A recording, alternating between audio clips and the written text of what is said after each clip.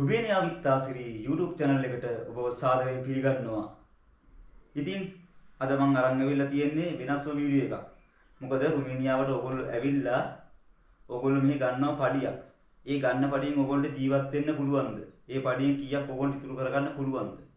ඒ සම්බන්ධව විස්තරයක් කරන්න තමයි මම අද හදන්නේ. ඉතින් ඒ සම්බන්ධව මම අද විස්තරය කරන්න මම ගමේ යාළුවෙක්ට ආරාධනා කරලා තියෙනවා. ඉතින් යා මේ වීඩියෝ එකට සම්බන්ධ වෙනකම් ඔයගොල්ලෝ ලයික් කරන්න, ෂෙයා කරන්න, කමෙන්ට් කරන්න, සබ්ස්ක්‍රයිබ් කරන්න, බෙල් නොටිෆිකේෂන් එකත් ඕල් දාලා තියාගන්න. මේ වීඩියෝ එක ලස්සනට නරඹන්න. එහෙනම් දිලිප් අයියේ සාදරයෙන් පිළිගන්නවා. අයබෝන්.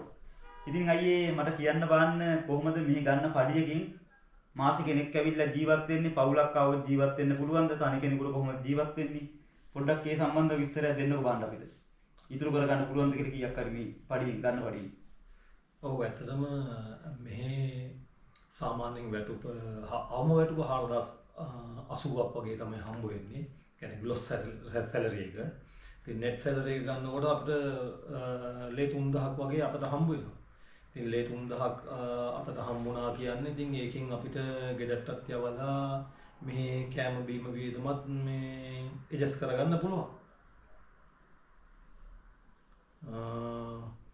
ඉතින් බැරි කමක් නැහැ. ඇත්තටම තමන්ගේ උනන්දුව මත තමයි ඉතින් හැමදේම සිද්ධ වෙන්නේ. ඔව්. ඉතින් තමන් කන බොන විදිහත් එක්ක තමයි ඒකේ අඩු වැඩි වීම වෙන්නේ. ඔව්. එතකොට පඩියට අමතරව අපිට ගාණක් මේ හොයාගන්න පුළුවන්ද? පඩියට අමතර ගාණක් හොයාගන්නවා කියන්නේ මෙහෙමයි. ඉතින් අපි ඉතින් අපිට පැය 8 ඩියුටි යන්නේ තියෙන්නේ. ඔව්. අනික ඉතින් සතියේ දවස් 5ක් අපි වැඩ කරන්න ඕනේ. ඔව්. එතකොට සතියේට පැය 40ක්. එතකොට පැය 40ක් වැඩ කරන්න ඕන දවසට පැය 8 ගානේ. ඊට අමතරව අපිට සෙනසුරාදා දින නිවාඩු වුණාට පස්සේ අපිට දින 21යි ලැබෙන්නේ මාසෙට.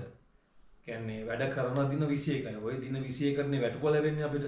ඔව්. එතකොට ඔන්න ඔය වැටුප තමයි අපිට අතට හම්බෙන්නේ 2800ත් 3000ත් අතර. ඉතින් ඒකෙන් තමයි අපි දැනගන්න ඕනේ මේ මොකද්ද කරන්න ඕනේ, ගෙවල් වලට කීයක්ද යවන්නේ, තමන්ට අසනීප ඇති වෙනවා, කීයක් හරි අතේ තියෙන්න ඕනේ, බෙහෙතක් හේතක් ගන්න. ඉතින් ඒවත් එක්ක බලනකොට කෑම බීම ටිකට ඇඩ්ජස්ට් කරගන්න ඕනේ මාසේ. ඉතින් ඒකත් එක්ක බලනකොට තමන්ගේ අතේ තමයි හැම තීරණයක්ම තියෙන්නේ. කොහොමද ඇඩ්ජස්ට් වෙන්නේ කියලා. ඇත්තටම ඉතින් පඩිය නම් සරිලනවා. ඉතින් ලංකාවේ පවුලකුත් නඩත්තු කරගෙන තමනුත් මේ කාලා බීලා ඉන්න පුළුවන්. බැරි කමක් නැහැ. ඔව්.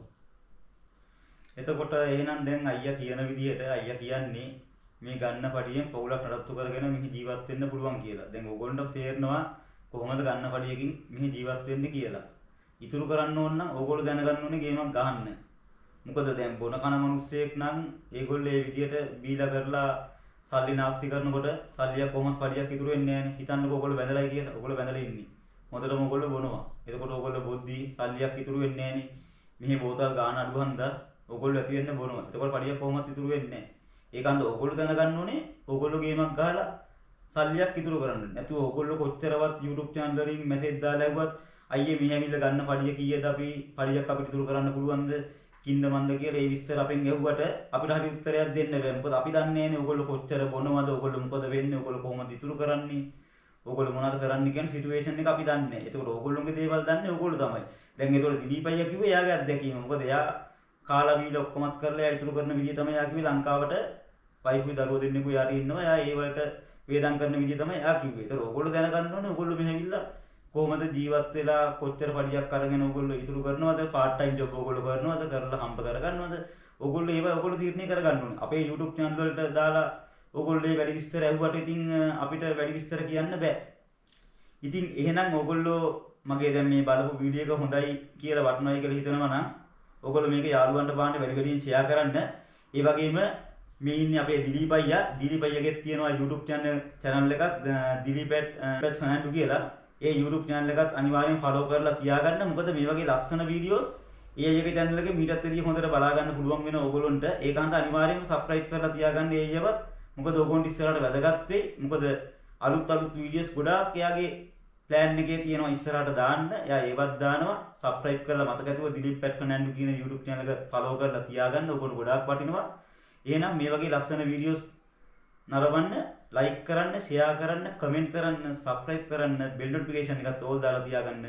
මේ වගේ ලස්සන වීඩියෝස් අපි YouTube එකට අප්ලෝඩ් කරපු ගමන් එසැනින් නරඹන්න. එහෙනම් යාළුවෝ සියලු දෙනාම පරිස්සමින් ඉන්න. ජය වේවා ජේසු පීටර්. නේමයි වේදෙම්.